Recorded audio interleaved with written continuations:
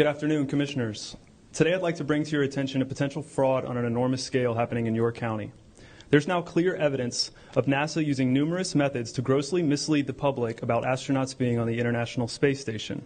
During interior ISS scenes from NASA's own live feed, the use of wires, harnesses, green screens, and virtual reality have been detected to achieve the appearance of a weightless environment.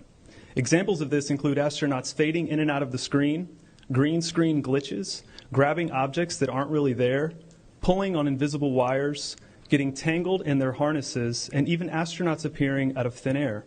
This begs the obvious question. If they're really up there, why are they using Hollywood techniques to fake the footage?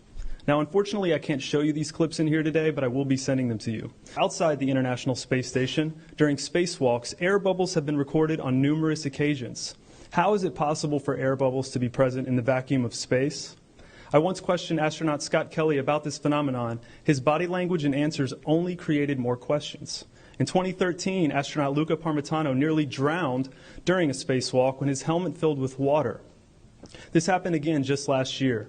Air bubbles, helmets filling with water, and drowning. Are they in space or are they underwater? Now, what's really interesting is that they train for spacewalks in an underwater pool with a complete ISS replica.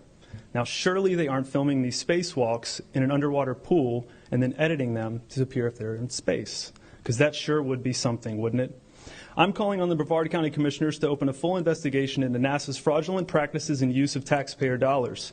It costs NASA $3 billion per year to operate the ISS, and if they don't have a darn good explanation as to why they're faking these videos, I and the public would like a darn good explanation as to where our tax money is going. And if they are indeed faking the funk, it is our duty to expose and eliminate this fraudulent and astronomically wasteful ISS program. And look, I know what you're all thinking. The NASA is part of the federal government, and you're just county commissioners. Even if what I'm saying is true, what can you do?